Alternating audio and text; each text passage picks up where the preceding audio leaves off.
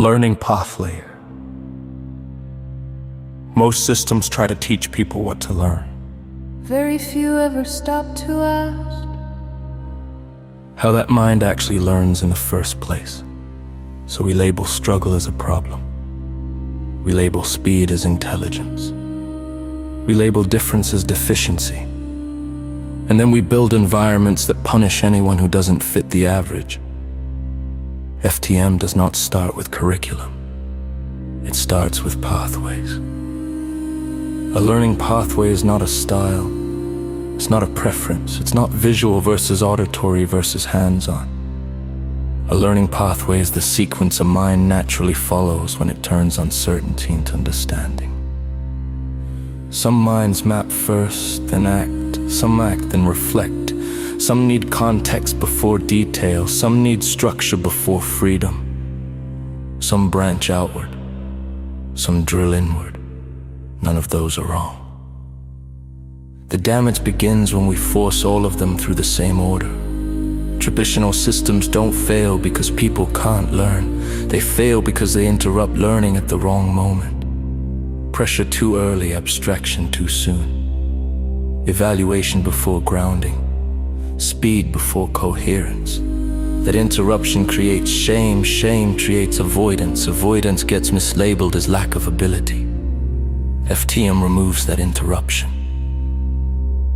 In the Learning Pathways module, FTM observes before it directs, not with tests, not with grades, not with diagnosis, with pattern recognition. How does this person approach a new idea? Where do they slow down? Where do they light up? Where does confusion turn into frustration versus curiosity? That observation becomes a learning map, not a label. A map changes as the person grows, a label freezes them in place. Once a pathway is visible, education stops being corrective, it becomes adaptive. Lessons don't change in difficulty, they change in order. The same concept can be reached through analogy first, application first, structure first, narrative first, experimentation first. FTM doesn't care which door you use, it cares that you don't get locked out before you enter. This is where momentum appears. When learning matches the pathway, effort drops. When effort drops, curiosity rises. When curiosity rises, people stay engaged long enough to integrate. That's not inspiration. That's mechanics. Over time, learning pathways evolve. A child who needs scaffolding early may become someone who thrives in ambiguity later. A mind that once needed certainty may learn to explore. FTM tracks the change. It does not assume a fixed identity. It assumes growth under the right conditions. This is also where learning pathways connect to the rest of FTM.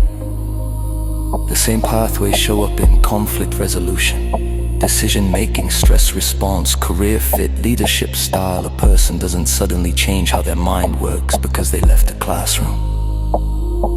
FTM doesn't split learning from living. When learning pathways are respected early, something else happens.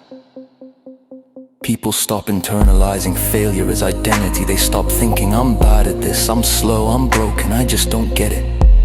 And start realizing I wasn't given the right entry point. That single shift prevents years of unnecessary damage. Zoom out. A system built on learning pathways doesn't just produce better students, it produces workers who fit their environments, teams that complement instead of clash, leaders who understand pacing, people who don't collapse under pressure they were never trained to process. That's not education reform. That's alignment. FTM does not promise a perfect world. It promises fewer mismatches, fewer people forced into roles that exhaust them, fewer talents buried because they didn't surface on schedule, fewer cycles of burnout mislabeled as weakness. This is why learning pathways matter. Not because everyone needs to learn faster, but because learning shouldn't hurt people who were never broken. FTM doesn't create brilliance. It stops destroying it early.